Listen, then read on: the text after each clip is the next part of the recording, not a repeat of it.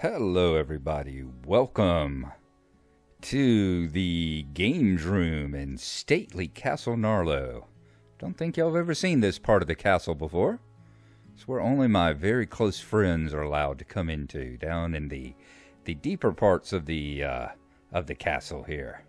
This right here is, of course, Tabletop Simulator, and laid out upon it is Aliens the board game, which we are going to take a look at playing here shortly. I have got a physical copy of Aliens the board game. It is upstairs in my games room. I will be bringing it out, and I'll show y'all right at the end of the video. I will do kind of like I did with the Mines of Moria unboxing. I'll pull it out and show y'all what all is inside of it. So I do actually have a physical copy of this game, which isn't a huge thing. I am a proponent for whenever you're playing something on Tabletop Simulator, you're playing one of the games, make sure at least one person in the group actually owns the game, because I believe in, supporting the artists and the creators that make these things, not pirating. I don't pirate music, I don't pirate movies, and I don't pirate video games, so I'm not going to pirate board games either. As you see, it was made by Leading Edge Games here, and that right there is part of a little bit of a caveat, in that Leading Edge Games went out of business back, late 90s, early 2000s, I think, because they started getting into role-playing games, kind of when the role-playing game craze was kind of dying out, and it was a situation their role-playing games were so freaking complex that people just didn't play them. They were more weapons porn than anything else. For instance, they made the Aliens role-playing game to go along with the Aliens board game. They made the official Aliens role-playing game too, and they made a Terminator 2 role-playing game and all these other things. And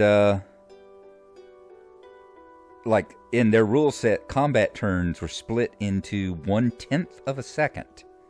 Is how long the combat turns were. And for every, for instance, bullet that got fired, you had to roll on 4 or 5 charts to find out what happened to that bullet. So you can imagine a severe gunfight between people that were carrying automatic weapons, firing off round after round of bullets. You could spend a few hours just resolving a few seconds of gunfire. So, yeah, extremely complicated and overly detailed game mechanics that nowadays we can have because they're totally resolved by computers and all, so no trouble whatsoever. But back then, everything was controlled by dice. And this is what we called video games back then, were pieces of cardboard and paper laid out on a board, laid out on top of a table. And you didn't resolve those extreme detail all that easily. But we're going to play Aliens the board game here. As I said, I have a copy. It is from 1989 or 1990. I got it the year it came out, 1989, I think. So this is like a 26, almost 27-year-old game now, the copy that I have. And it is actually a couple of years older than 3 of the nurses that I work with on my floor. Oh, I think I'm going to go put on my shawl and have some tapioca pudding before the nurse comes in to give me my sponge bath now. Alright, this is the way the game comes when you download the module from the Games Workshop site. The only thing that I've added is I went into the toolbox. The host has a tool chest right here that you can go into, and as you see, it has a note card, MP3 player, counters, tablets where you can pull up a web browser, a clock, bags, calculators, all these wonderful things there. So I pulled the MP3 player out and laid it on the table over here so we can listen to a little ambient music in the background while we're playing. So there we go. From what I've been able to understand online, all this is basically that royalty-free music that some of the people online put on to allow you to put in your games and games and videos and stuff, so hopefully we're not going to get a ding on this, and I'm going to keep it low and just in the background just to have a little ambiance while we're playing. So this is the way the game comes. I am going to get it set up so that we can play the first scenario, move all these stacks of cards off the board. We're going to play the first scenario here, which is the escape from the reactor. Y'all remember in the movie, of course y'all have seen Aliens. If you haven't seen Aliens, you're dead to me. Just leave now. But remember in Aliens where the Marines go in looking for the colonist, looking for the lost colonist here, they're in this big room and they get attacked by the aliens for the first time. Okay?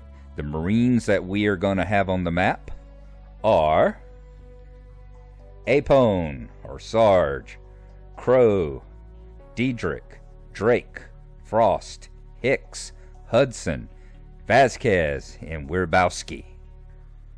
And they are going to be tasked with the difficult task of getting from this side of the map just a dozen and a half squares over here to where you see that exit sign right there. Not difficult at all, is it? Not difficult at all. Well, we will see in just a second just how difficult fighting the aliens can be. I'm going to get the game set up, and I will see you in just a few.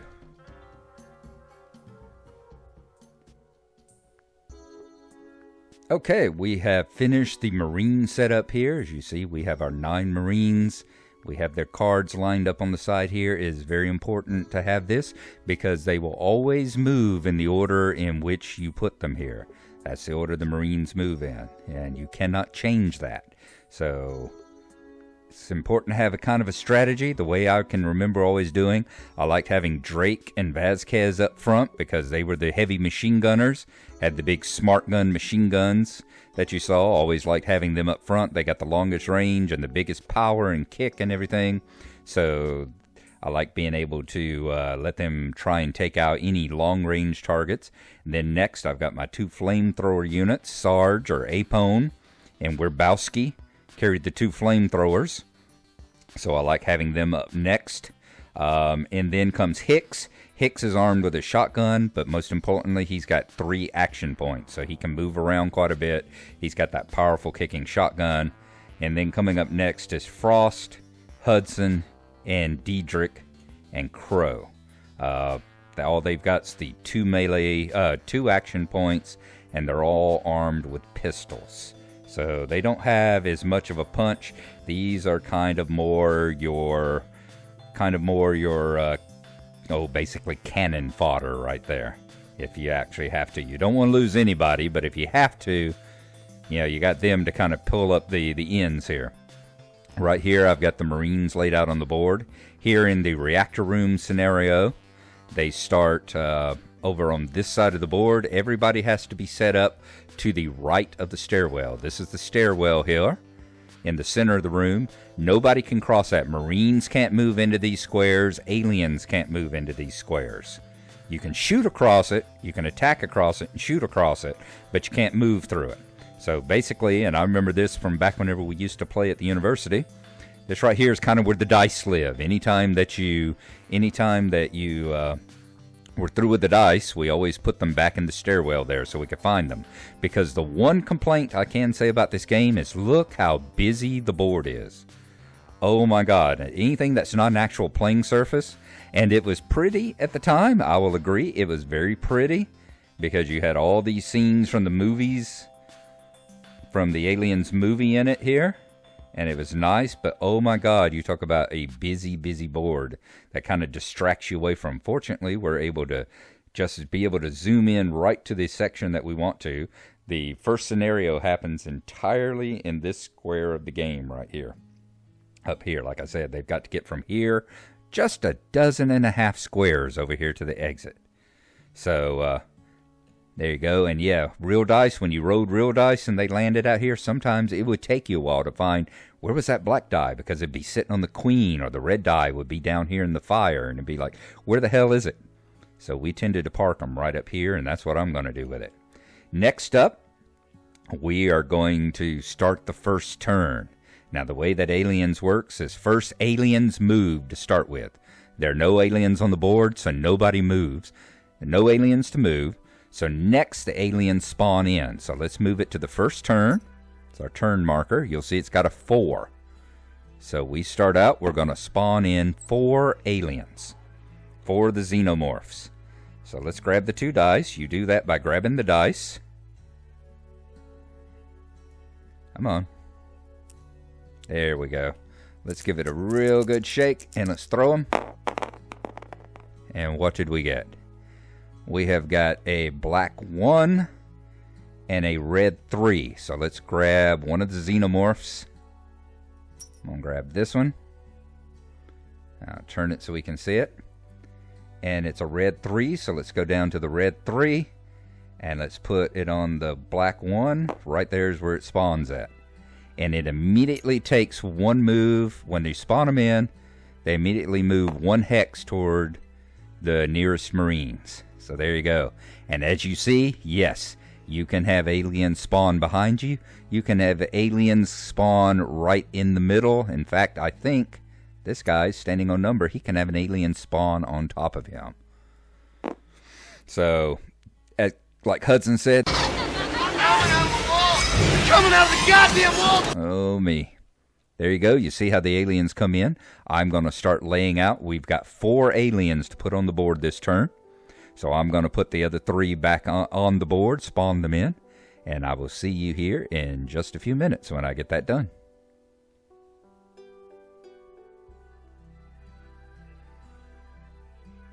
Okay, folks, we have been very lucky in our first set of 4 dice rolls here. As you see, we have the Marines have not moved yet, but we have spawned in the aliens. We've got 2 that spawned up here. 1 spawned there, moved. This one spawned here and moved. They're all spawning far away. This one spawned right over here, I think. I think it was a 7-0 and moved 1. And yes, diagonal movement counts the same as a movement on orthogonal. You know, moving from one side across the straight. There's no penalty for moving diagonally. We have had 1 unfortunate, though. As you see right here, we've got a xenomorph that spawned behind us. He spawned here on the 9 and immediately moved forward 1 space toward the nearest Marines. So there you go. We're going to have to watch out for him. Now, as I said, the Marines move in the order in which they are listed here. So Drake moves first. He has his machine gun, and it basically has an unlimited range across the map. He has 2 actions, and as you see, you've got machine gun. There's 1 and 2. That all depends. Let me use Alt. I think that pulls it up. There you go. Machine gun 1 and 2. Let me move back a little bit. Sorry. Here we go. Grab it. There. There we go. Machine gun 1 and 2. You can use actions. You can use an action to move. So he could move 2 squares. Or he could move 1 square and shoot, or he can spend 2 turns shooting. And what you do with the 2-turn shooting, you don't fire twice, but you see that aim column. He can spend 2 turns aiming, and in which case, if he spends 2 turns aiming, he can hit things across the map at a 6 or higher. I'm sorry, a 6 or lower. Everything on a 1 to 6 on the die here. So that is the importance of spending time aiming. You get a far better chance of hitting stuff, but the downside of that is you don't get to move. And once again, the point is to get right over here to the exit. You remember, we're trying to get from where the Marines are here, right over here. Said not very far whatsoever. But when you're spending a large part of your time shooting aliens like these that are spawning practically right on top of you, you got a problem. Now, let's look at Drake here. Drake would be an ideal person to shoot that alien back there, but he can't see him. As you see here, there's this column right there, those pipes that go up. All these are basically obstacles. Think of them as going from the floor all the way to the ceiling. And drawing a line from Drake to the xenomorph there, it goes right through that obstacle. He can't even see that alien back there. He does not know that he is there. We got the same situation up here. Okay, well, what about these? Well, you see these 2 right there. He can't see them either because his line of sight goes right through these obstacles. Both of those columns and this piece of wall that juts out there. So he is not able to see either of these two. The only one that he can lay eyes on is that one. And he could take 2 turns and aim for it. In which case, is it 1 die you roll? I'm trying to remember. Do you roll 1 die for the attacks, or is it 2? I'm going to have to take a look at the rules here right quick, and then we'll trace it out. Let's see just how far away he is from that one. He is 1, 2, 3, 4, 5, 6, 7, 8, 9, 10, 11, 12, 13, 14, 16. He is 16 away from the xenomorph. Alrighty, so I'm going to look up the combat rules for just a moment. I can't remember if it's 1 die or 2, so I will take a look and let you know. We have returned. The rules say you roll 1 die, so if he sits and he fires at this alien all the way there across the board, he is going to need, as you see there, he can take 2 turns to aim, and he's going to need a 6 or higher to take that alien off the board. Now, you may say, why is it important to take aliens off the board like that? Well, the next turn, we're going to get 2 more aliens spawning in. So we're not even going to have to deal with these 4. We're at that point going to have to deal with 6 aliens on the board. So I think that is what I'm going to do. I'm going to have Drake fire at that alien. He is going to need a 6 or higher. It is on 1 die. So, I mean a 6 or lower. If he rolls a 7 or an 8, he's missed. What did we get? No, what did we get? We got a 9. So he is missed. And that is the end of his turn. All right, Vasquez, where are you at, baby? Vasquez is right here. Now, Wirbowski is sitting there. She has got the flamethrower. She's 1, 2, 3, 4 away. And with a flamethrower, she will be coming up here shortly. Flamethrower, she's going to need an 8 or lower. He is going to need an 8 or lower to hit him. So, yeah, I think we will wait and let Wirbowski shoot at that one. The problem is, aliens move 4. So it's kind of one of those, what do we do here? Because that alien is going to move 4 and is going to be on top of somebody next turn. Okay, good. 0 is the lowest, so it's not 10. Oh, so we rolled the only thing we could fail on. The only thing we could fail on. No, we could fail on 7, 8, or 9. Okay, that's right. All right, that's good. Woo! I'm sitting here going, you mean we needed a 9 or lower, and the only thing we could fail on was a 9, and we did it? No. Okay, we're good. So 0 is 0, not 10. So 0 is good. 0 is good. All right. I said the only problem is that the alien's going to move 4 next turn when it moves. 1, 2, 3, 4. It'll be right on top of Wirbowski. So I really think, even though that one's a threat, it's not as big a threat as this one is. So we're going to let Vasquez shoot at it. It is 1, 2, 3, 4, 5 away. At a range of 5, we can spend 2 turns aiming, and we will need a 7 or less. So let us grab the die. Come on now, be nice to me. Be nice to Papa. All right, 7 or less. 3, boom. We have hit it. The xenomorph is dead.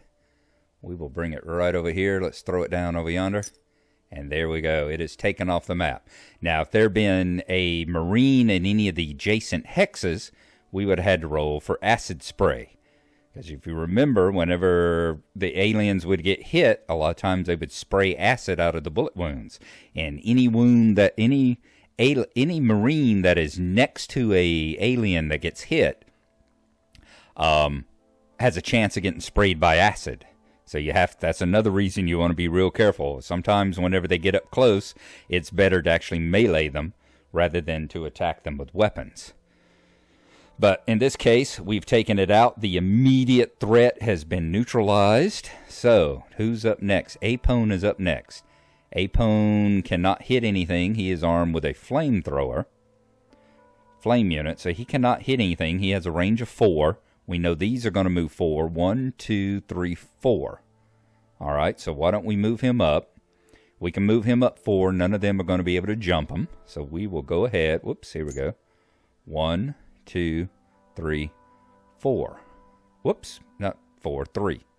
He's got, let me take a look. Apone, how many actions does he have? He has 3. Okay, yes, woo, okay. 3, so he gets to move up 3. That's another part of the tactics. Remember, they're going to move 4 next turn, so you don't want to move him up and move him into a range where one of them is going to jump on him. And that one's not going to be able to reach him either. So that is Apone. Next up is Werbowski. Werbowski has 2 moves. See, that's part of it. I think you can move through a square. I think we can move Werbowski through a square, but he's going to stay back here and help with the rear guard with Vasquez, because Vasquez can't move now. We don't want to end up with Vasquez here, everybody else over here, and suddenly Vasquez gets 2 aliens spawn on her. So that's the other thing. Try and protect your troopers here. Try and protect the people. So Werbowski's going to stay behind. Hicks, however, is going to move.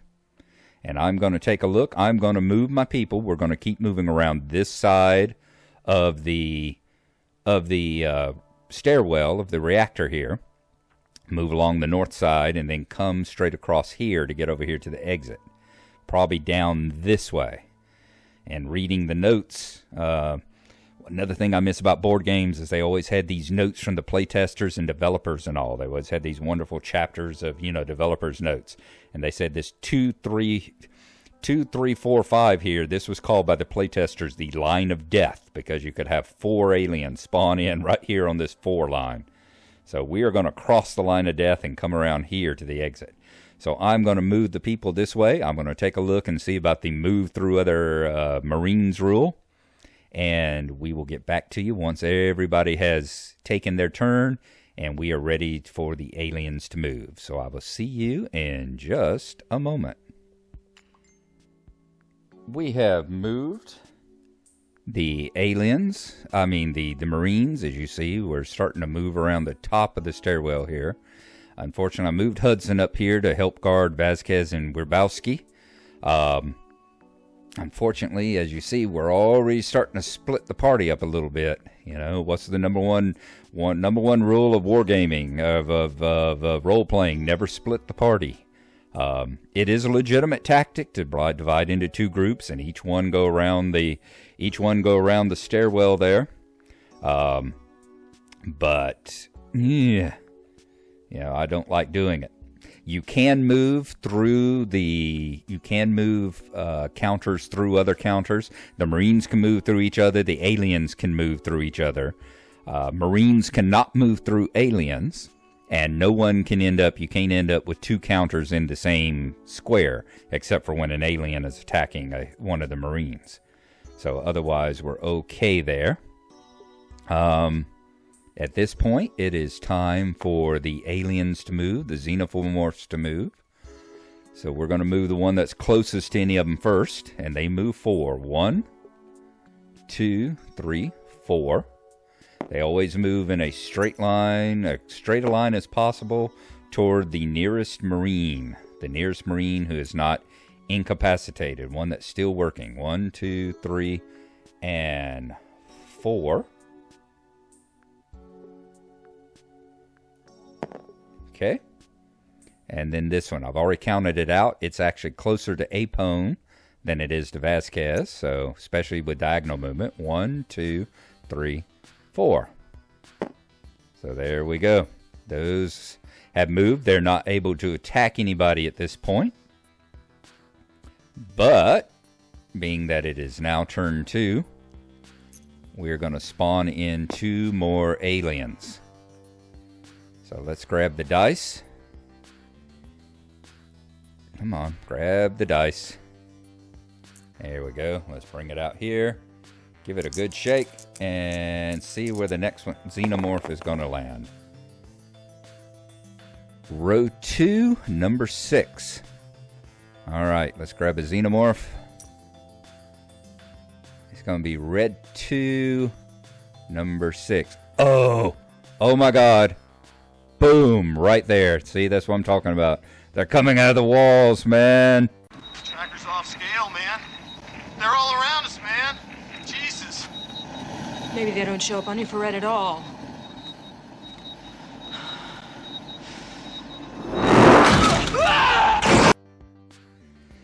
It is equidistance between those, so we're going to say even is Frost, odd is Drake. Oh, this is horrible. This is horrible. All right, even and odd. Even is Frost, odd is Drake. And that's a 7, right? No, it's a 1. It doesn't matter. It's still odd. So odd is Drake. Oh my God, he attacks Drake. He moves on to Drake, so you take him. You put him on Drake's card.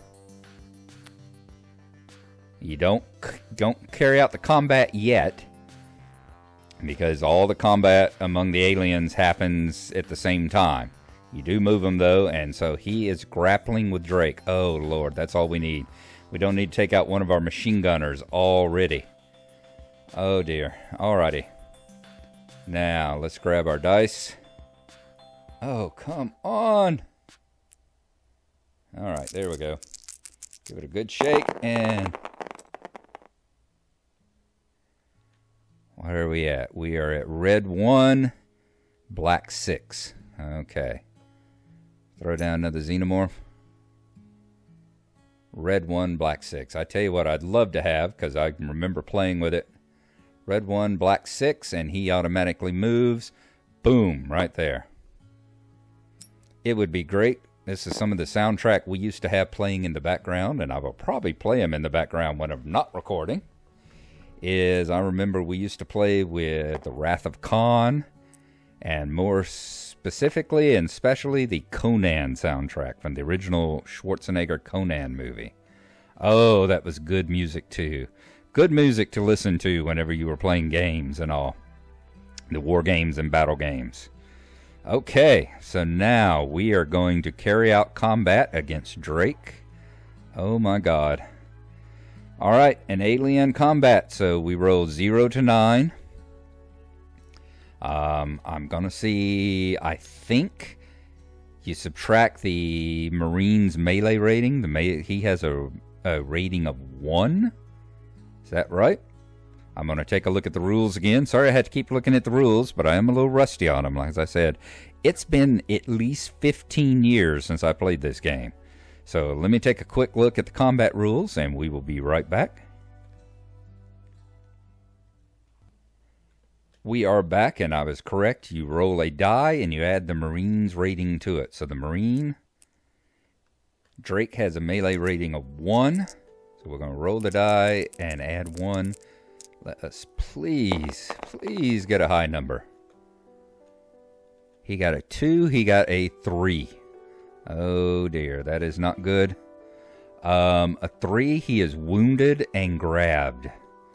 Oh no. Alrighty. So he's wounded and grabbed. The first thing we're going to do is we're going to take his card off the board. And we are going to look through here and grab the Drake wounded card, because the Marines get different stats when they're wounded. As you see, he was a absolute badass with, oops, that's Crow. Whoops. That's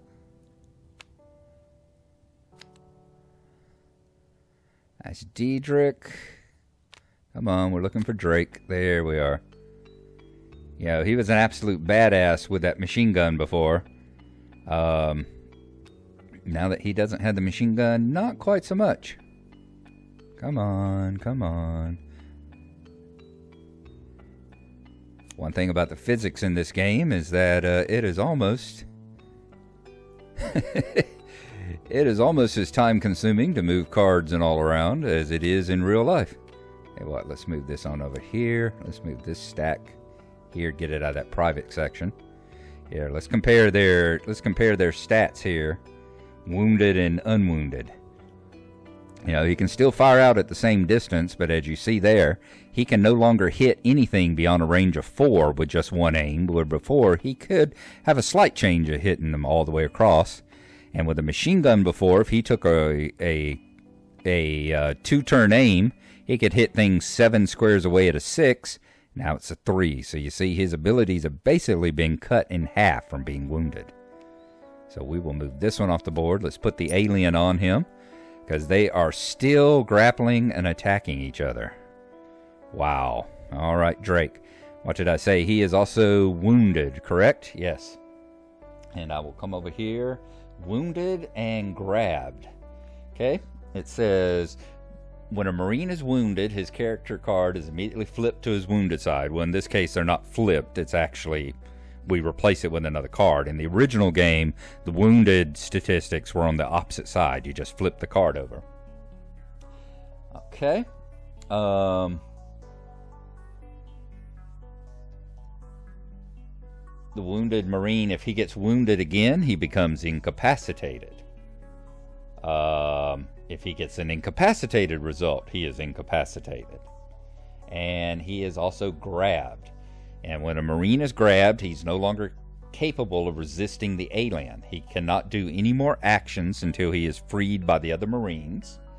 And during the next alien movement phase, the alien will drag the Marine up into the pipes overhead. So we have to free the Marine before the next turn. We have to kill the alien this turn before the aliens get another turn, because if we are not able to get the alien off of him, he will be dragged up into the ceiling, up into these pipes and everything, and he is as good as dead. He will be taken out of the game. They may kill him, they may take him somewhere, stick a face hugger inside of him, and turn him into breeding stock. But we must take him out. So, we cannot use a flamethrower unit. That's one thing we cannot do, is we cannot use a flamethrower unit. Alrighty. So Drake is wounded. It is now our turn. Drake is wounded, can't do anything. He is grabbed. Vasquez, you are up next. You've got a line of sight, but I really don't want to shoot. Really don't want to shoot an alien into that square, because not only are you going to get spray in that square, you got a chance of hitting 3 other Marines here with the blood spray. So why don't we take a shot at one of these 2 aliens? 1, 2, 3, 4, 5, 6, 7, 8, 9, 10. 1, 2, 3, 4, 5, 6, 7, 8, 9, 10, 11, 12. So that's our closest one. Do we have line of sight? No.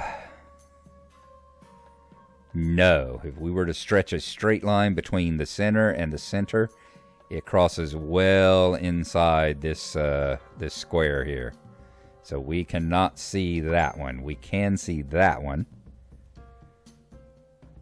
1, 2, 3, 4, 5, 6, 7, 8, 9, 10, 11 versus 1, 2, 3, 4, 5, 6, 7, 8, 9, 10, 11, 12. All right. So 11 versus 12, we're still going to be, it doesn't matter. The target range is still the same. If she uses 2 turns to shoot, it's going to be a 6 or higher. You start seeing where the problem with how quickly you move across the board now, isn't it? Because it's like, how are we going to do if she's spending all her turns shooting? Let's go for that second alien back there. And we're going to need a 6 or higher. Boom. I mean, a 6 or lower. Woo. Got to remember, low count's good here. 6 or lower. We hit it, and that xenomorph is taken off the board. Let's rock! Who's firing? God damn it! Let's move him. Can we put him up here? Yeah, let's drop him up there. There we go. And that does better than me having to go down to where that stack is down here all the time. That'll put him nice and handy. Okay, Vasquez is gone. Next up is Apone. Oh, Lord Apone. How many turns have you got? How many actions have you got? You have got 3. So, I could... in this case, I could move up 2. 1, 2, 3, 4. Alright, he's not going to be able to get you next turn. So why don't you spend 2 turns moving, and then he's going to be 2 turns away. And that's going to be 1. You're going to need a 6 or higher with a flame unit. Alright, Apone is going to move Use 2 of his turns. That's the good thing about being a Sarge. 2 of his actions to move there. Now, they say when you're on a thing, you can draw from the corner. You're considered like peering around using this as cover. There's no real cover rules, but you're using it for cover, and you draw from the corner. So I can now hit that bug there. I can hit the alien there. He is 2 squares away. We've got 1 turn left, so we're going to need a 6 or higher with Apone and the flame unit.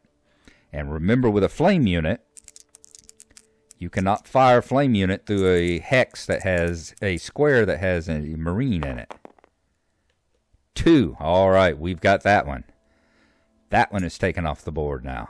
Awesome. That's 2 aliens down. We've still got Drake there. Okay, we're Bowski. We're Bowski. Okay. Where are you at? You are right here. Let us... I'm going to leave you there for now. And this group isn't moving very far because they got to take care of Drake. So you're going to stay here, help protect Vasquez and all with your flame unit.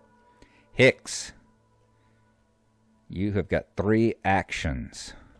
What's your melee rating? Do you have a high melee? You got a melee of 1. Now, that is pretty high melee for a Marine. So I'm going to look at the melee rules right quick.